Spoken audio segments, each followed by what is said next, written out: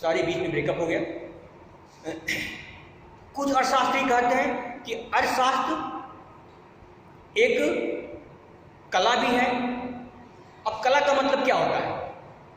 कला का मतलब होता है किसी कार्य को प्राप्त करने का उपाय, किसी लक्ष्य को प्राप्त करने का उपाय।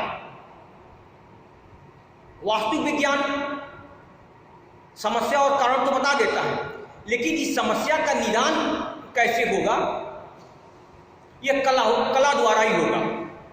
आदर्शात्मक विज्ञान बता दिया कि गरीबी दूर होनी चाहिए, वास्तविक विज्ञान वाले बता दिए कि गरीबी का ये कारण ये है। तो गरीबी का कारण और गरीबी दूर होनी चाहिए, दोनों को कला द्वारा हम इसको दूर कर सकते हैं। कला उस गरीबी को दूर करने का उपाय बताता है, यानी वो नदी के दोनों सिरों को मिलाने वाला पुल की तरह होता है, जो वास्तविक और आदर्शात्मक विज्ञान को मिला देता है। यानी अर्थशास्त्र आदर्शात्मक विज्ञान भी है और क्या है, और कला भी है।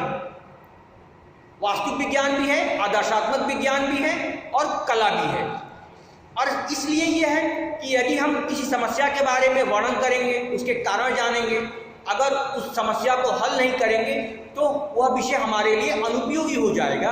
इसलिए अर्थशास्त्रियों में यह आम सहमति है कि अर्थशास्त्र विज्ञान के साथ साथ कला भी है। हाँ, जानकारी के लिए आप लोगों को आवश्यक होगा कि आप लोग यह जान जाए कि किस अर्थशास्त्री ने अर्थशास्त्र को वास्तविक विज्ञान कहा है, किस अर्थशास्त्री ने अर्थशास्त्र को आदर्शात्मक विज्ञान कहा है और किसने दोनों को विज्ञान और कला कहा है। जैसे रॉबिन्स ने केवल अर्थशास्त्र को विज्ञान तो माना है, लेकिन कला नहीं माना है, लेकिन मार्शल ने अर्थशास्त्र को विज्ञान के साथ साथ कला भी माना है। अब आगे देखिए, हम पढ़ेंगे अर्थशास्त्र की सीमाएं। अर्थशास्त्र की कौन कौन सी सीमाएं होती हैं? अर्थशास्त्र की सीमाएं मतलब कि अर्थशास्त्र में हम किसका अध्ययन नहीं कर सकते। जैसे हम अर्थशास्त्र में हम सामान्य मनुष्य का अध्ययन करते हैं, लेकिन जो असामान्य व्यक्ति जैसे पागल, कंजूस, शराबी, इनकी क्रियाओं का अध्ययन हम अर्थशास्त्र में नहीं करते। दूसरा यह है कि अर्थशास्त्र में हम केवल आर्थिक क्रियाओं का अध्ययन करते हैं, आर्थिक क्रियाओं के अलावा अन्य क्रियाओं का अध्ययन अर्थशास्त्र में नहीं करते हैं। यह भी एक दोष है। तीसरा दोष यह कहा जाता है कि अर्थशास्त्र में हम उन्हीं क्रियाओं का अध्ययन करते हैं जिनका मुद्रा के रूप में मूल्य होता है। जिनका मुद्रा के रूप में मूल्य नहीं होता है, हम उसका अध्ययन अर्थशास्त्र में नहीं करते हैं। अर्थात जिनका मौद्रिक मूल्यांकन होता है उसका हम अर्थशास्त्र में अध्ययन करते हैं।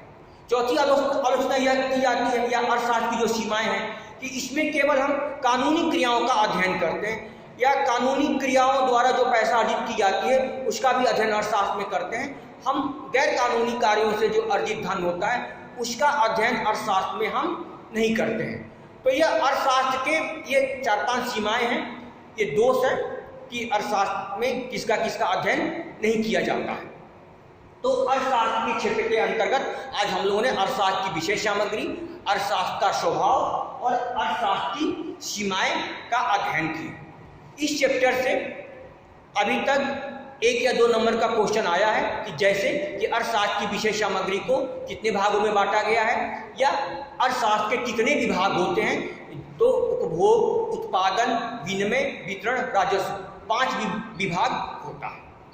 हम अगले वीडियो में, जब हम नेक्स्ट वीडियो में हम पढ़ाएंगे, तो हम उसमें ये पढ़ाएंगे कि कृषि अर्थशास्त्र का राष्ट्रीय नियोजन में क्या महत्व है। धन्यवाद।